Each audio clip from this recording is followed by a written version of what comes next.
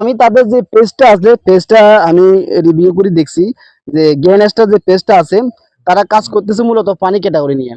তো আসলে তাদের পেজে কিছু ভুলকুটি আছে, সেটা আমি সংশোধন করে দিব।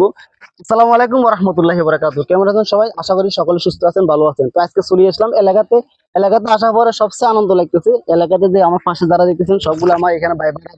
তো সবাই কিন্তু একটা পানি ভিডিও করে এখানে, পানি ভিডিও একটা পেজ আছে, পেজটার নাম হচ্ছে গ্যানেস্টার। ভালো লাগছে কারণ হচ্ছে যে আমি যখন এলাকাতে আসি এরকম কন্টেন্ট করার মতন আমি লোক খুঁজে পাই না, এবং জিজ্ঞেস করি কেউ বলে যে কন্টেন্ট করে না।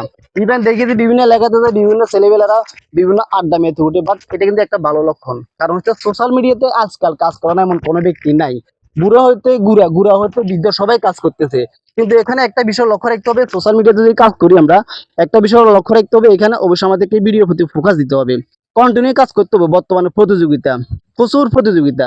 আর এখানে একটা ধৈর্যের ব্যাপার আছে, শুধু কাজ করলে হবে না, অন্ধবিশ্বাসের মধ্যে কাজ করলে হবে না।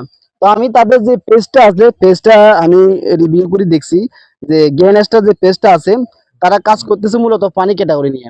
তো আসলে তাদের পেজে কিছু ভুলকুটি আছে, সেটা আমি সংশোধন করে দিব। কারণ হচ্ছে পেজের মেন স্তম্ভ হচ্ছে আপনার ক্যাটাগরি, ক্যাটাগরি সয়ের ক্ষেত্রে যদি ভুল করে তাহলে যে ক্যাটাগরি ভিডিও দিন না কেন আপনার ভিডিও ভাইরাল হবে না, ওই কাঙ্ক্ষিত অডিয়েন্সের কাছে ফেসবুক ভিডিওগুলো সাজেস্ট করবে না। এই জন্য পেজে যে ক্যাটাগরি, এই ক্যাটাগরি নিয়ে কাজ করা সবচেয়ে বেশি বেটার। তো ক্যাটাগরিটা আমি ঠিক করে দিব, আর কিছু সেটিংস আছে সেগুলো আমি ঠিক করে দিব। তো আজকে জানতে চাবো, এখানে অলরেডি ক্যামেরাম্যান কিন্তু অ্যাডমিন, মানে তাকে আমি দেখাতে পারতেছি না, পরে দেখাবো।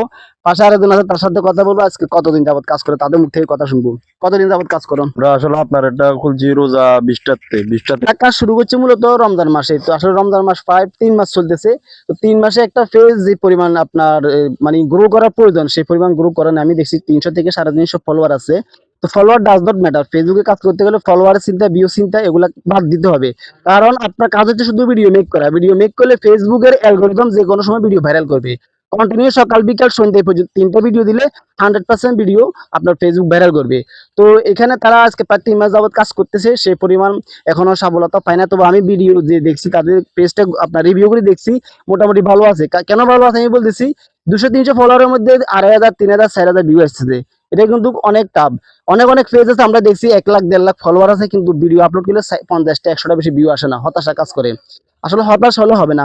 আর এখানে একটা ফেসবুক প্রথম প্রথম ধৈর্যের পরীক্ষা নেয়। ধৈর্যটা হচ্ছে সবচেয়ে বড় চ্যালেঞ্জ, কারণ ফেসবুক আপনাকে প্রথম সেট আপ দিবে না। ফেসবুক চিন্তা করবো আপনার ফেসবুকের আপনার ক্যাটাগরি অনুযায়ী কাজ করতেছে কিনা, ফেসবুকের নিয়ম অনুযায়ী কাজ করতেছেন কিনা। ফেসবুকের নিয়ম যদি ভঙ্গ করেন আপনাকে সেট আপ দিব না, আপনার পলিসি ভঙ্গ করলে আপনার সেট আপ যে কোনো মুহূর্তে নিয়ে নিবে। তো এখানে আরো অনেকে আছে, আমি একজন একজন পরিচয় জানতে চাবো। তোমার নামটা বলো। আসসালামু আলাইকুম সবাইকে।